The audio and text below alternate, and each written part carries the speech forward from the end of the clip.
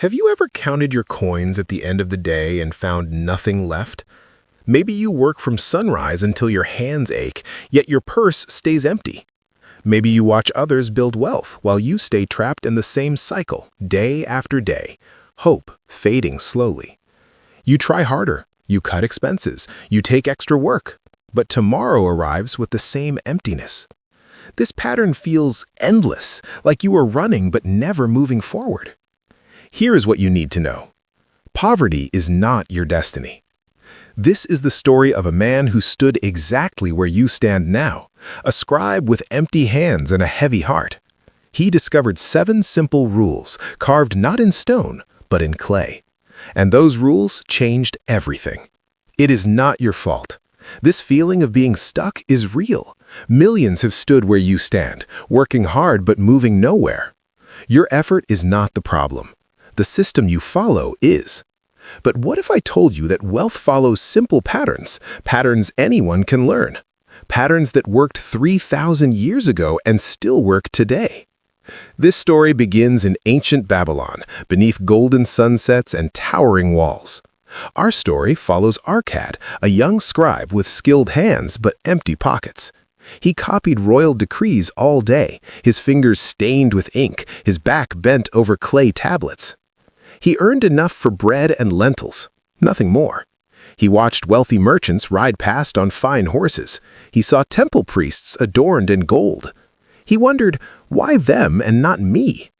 He felt the shame of poverty deeply, unable to marry the woman he loved, unable to honor his parents with gifts, unable to look neighbors in the eye. Just like you, he believed wealth was for others, not for him. He thought rich men were born lucky or dishonest. He did not know the truth yet. Little did Arkad know, everything was about to change after one conversation with the richest man in all of Babylon. Arkad lived in a single room near the city gates. The walls leaked when it rained. The floor was packed earth. His only possessions, a sleeping mat, a clay bowl, and his scribe's tools. Each morning before dawn, he walked to the palace with other workers. His job was simple but endless. Copy the king's tax records onto fresh clay tablets. Press the wedge-shaped marks with precision. One mistake meant starting over. His fingers cramped by midday, his eyes burned from straining in dim light.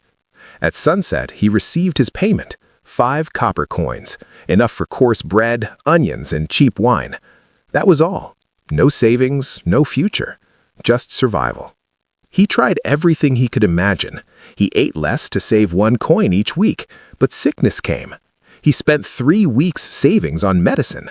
He took extra work copying merchant contracts after sunset, but exhaustion made him slow.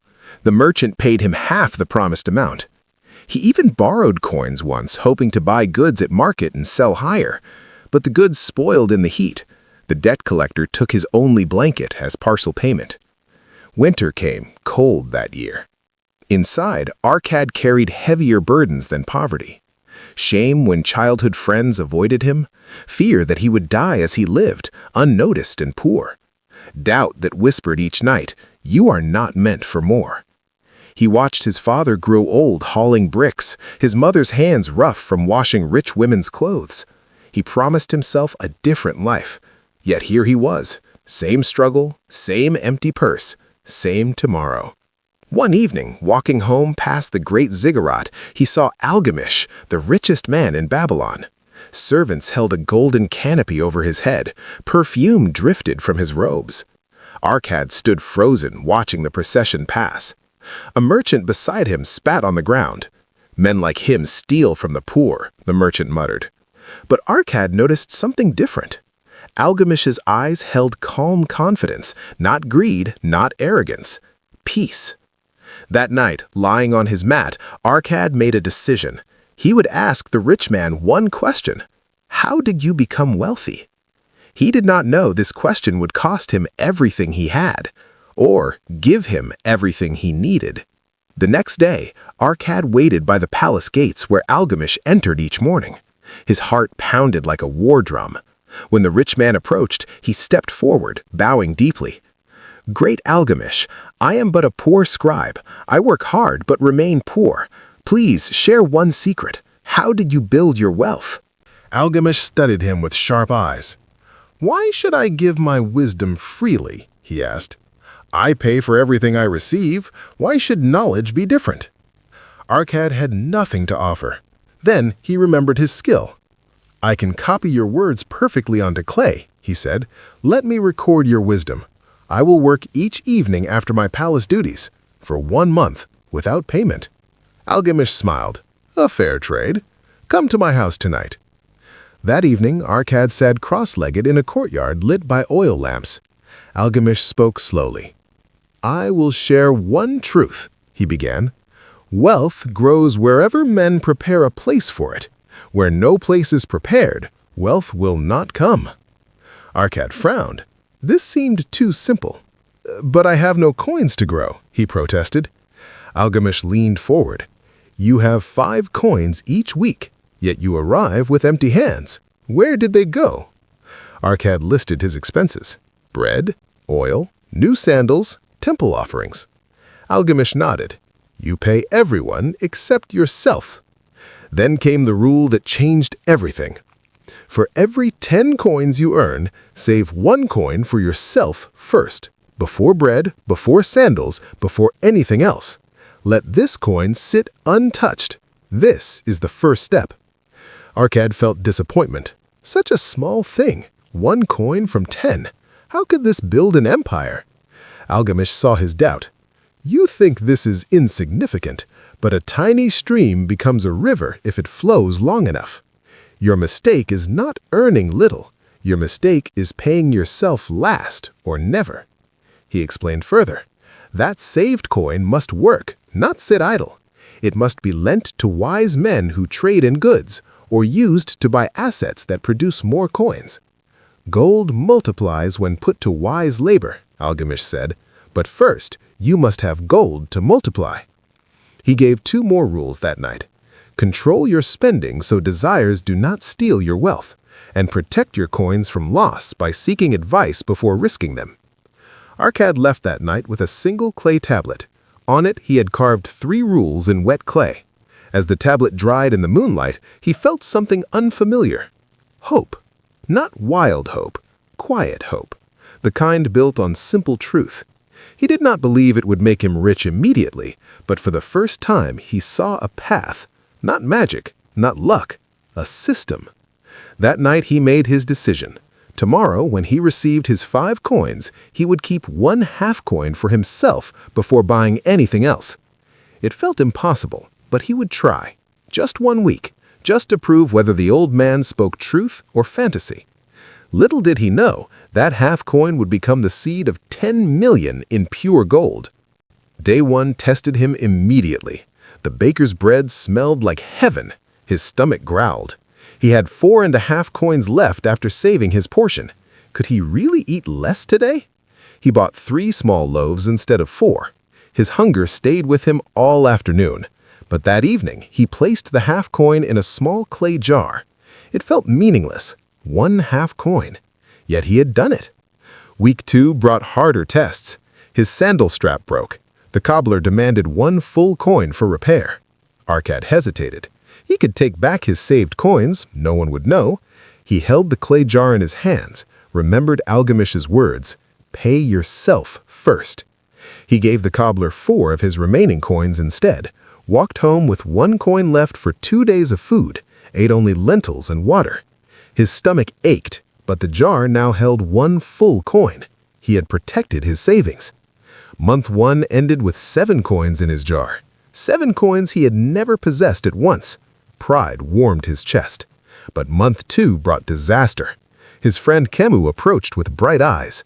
A caravan travels to Phoenicia tomorrow, Kemu said. They need lenders. Double your coins in 60 days. Arkad remembered Rule 3, seek wise counsel before risking gold. But Kemu was his oldest friend. He lent 3 coins. 60 days passed. Kemu did not return. Rumors said the caravan was attacked by desert raiders. Arkad's 3 coins vanished like smoke. Despair crashed over him. He had been foolish, greedy. He almost smashed the jar and spent the remaining 4 coins on wine to forget his pain. But then he remembered Algamish's warning, Guard your treasures from loss. He had failed this rule, but the rule itself was not wrong. His judgment was wrong. He would not repeat this mistake. He kept saving, 1 coin from 10.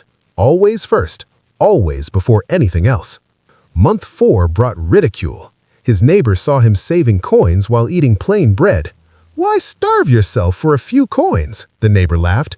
"You will die rich but hungry." Arkad felt shame heat his face.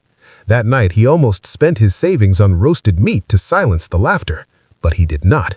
He ate his plain bread, added another coin to the jar. Month 6 marked a turning point. His jar held 20 coins. 20 coins he owned completely. He bought his first asset, a young donkey, lent the donkey to a pottery maker who needed transport. Each week the potter paid him 1 coin for its use. Now 2 streams fed his jar, his scribe work and his donkey's labor. He was no longer dependent on one source alone. Year 2 brought compound growth. His coins with Calab now numbered 80. His donkey payments added 12 more. He purchased a second donkey, then a share in a spice caravan. Each asset produced coins while he slept. Some months brought setbacks. A donkey fell ill, a caravan returned with losses, but he never touched his original savings. He applied the rules consistently. Save first, control spending, seek wise counsel, protect from loss, make coins multiply, own productive assets, increase his earning ability by learning trade mathematics from palace records. By year 3, something remarkable happened.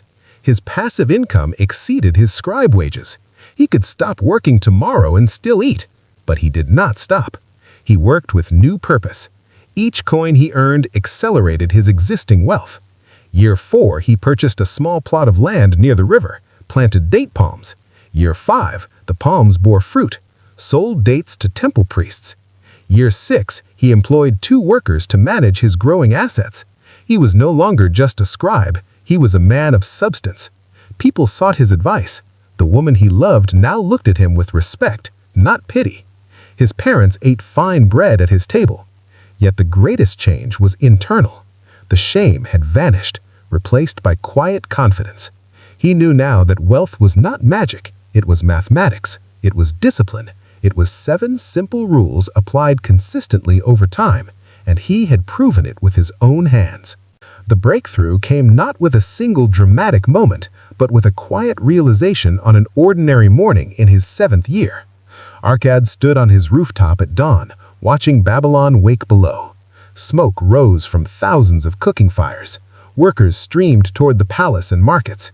Caravans entered the city gates with goods from distant lands. He sipped warm goat's milk, his stomach full, his body rested.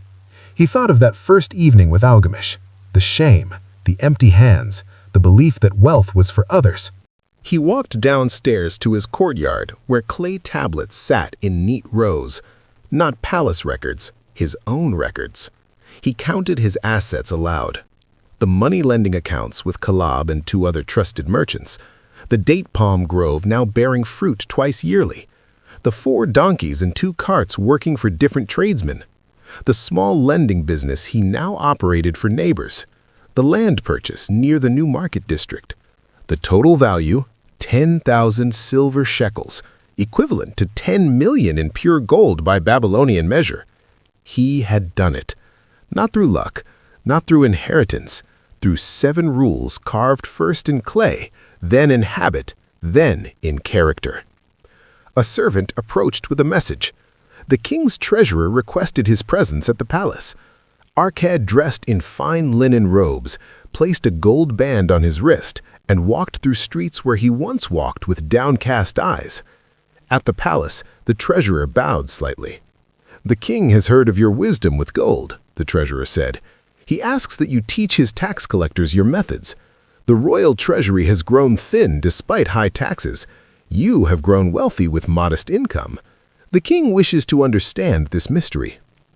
That afternoon, Arkad stood before 30 royal officials, men who handled the kingdom's wealth yet often struggled personally. He did not speak of complex schemes. He took a fresh clay tablet and a stylus. "Wealth," he began, "grows wherever men prepare a place for it." He carved the first rule. Save 1 coin from every 10 you earn. He carved the second. Control your spending so desires do not steal your wealth. One by one, he carved all 7 rules. Simple, clear, actionable. The officials leaned forward, captivated not by complexity, but by clarity. They had expected secret formulas. They received timeless principles. As he finished carving the 7th rule, increase thy ability to earn, an old man in the back stood up. It was Algamish, now older, his beard white as snow. Tears glistened in his eyes. I taught these rules to one poor scribe 7 years ago, he announced to the room. Today, I see them carved not just in clay, but in a man's life. This is how Babylon becomes rich, not by taxing its people more, but by teaching them to build wealth themselves. The room fell silent. Then applause. Not loud, respectful. The sound of truth recognized. Arkad looked at his hands, the same hands that once cramped from copying records for copper coins. Now these hands held influence, purpose, legacy. The fog of poverty had lifted completely. Everything had become clear. Wealth was never about the amount you earned. It was about the principles you followed. And those principles were available to anyone willing to carve them into daily practice. 1 coin at a time, 1 day at a time, 1 rule at a time. 10 years after that first conversation with Algamish, Arkad walks through Babylon not as a spectator of wealth, but as its architect. He owns a courtyard home with flowing fountains and date trees that shade his family from the sun. His children learn mathematics and trade not from palace schools, but from watching him manage assets. His wife wears bracelets of lapis lazuli, but her greatest pride is the respect in her husband's eyes when he speaks of her wisdom with household accounts. The transformation extends beyond his walls. He teaches the 7 rules to any scribe, laborer, or merchant who asks. No payment required, only a promise to teach others. His students have built bakeries, textile shops, and transport businesses across the city. Babylon's economy strengthens not from royal decree, but from citizens who understand wealth creation. Even the king has adopted Arkad's principles for royal projects. Temples rise faster, canals flow fuller. The entire city prospers because individuals prosper. When asked the secret to his success, Arkad always shows the original clay tablet, cracked now with age, the 7 rules still visible in faded wedge marks. There is no secret, he says gently, only consistency. I did not do anything extraordinary. I saved 1 coin from 10, every week for years. I controlled my desires. I sought wise counsel. I protected my coins. I made them multiply. I owned assets that produced income. I improved my skills. That is all. Anyone can do this.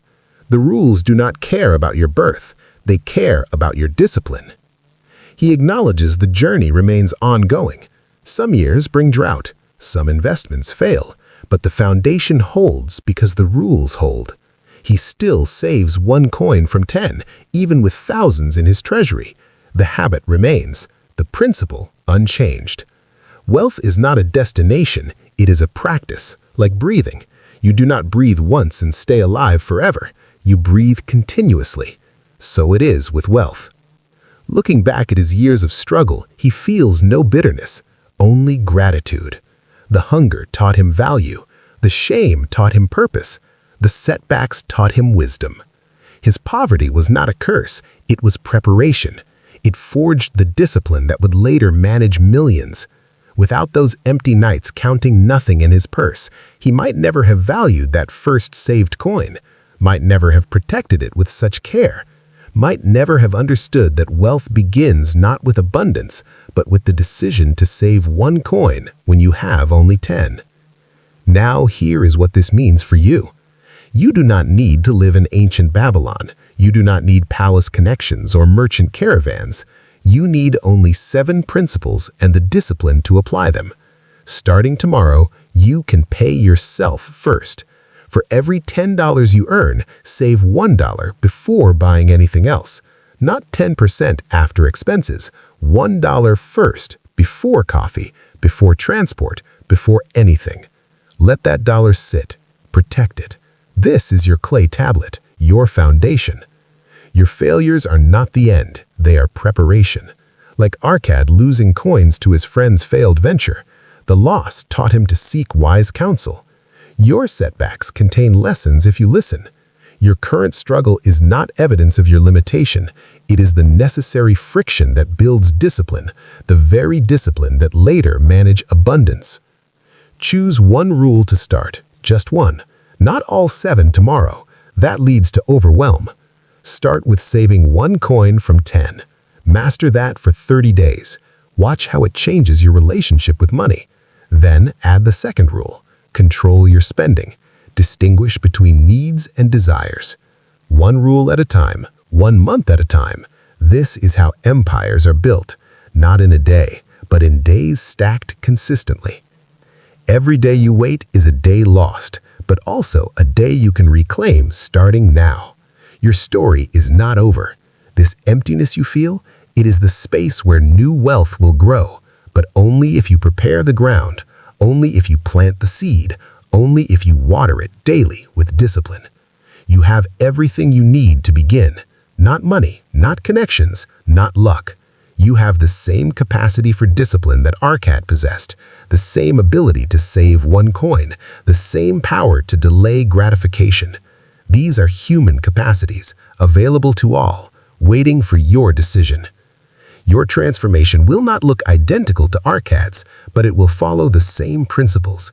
Save first, control spending, make money multiply, protect from loss, own productive assets, increase your earning ability. Apply these consistently, the results will come. Not overnight, but inevitably. Stay with us for more stories that reveal timeless principles for building the life you deserve. Your journey from struggle to strength starts with 1 decision. Make it today. 1 coin, 1 rule, 1 day at a time. Your empire awaits.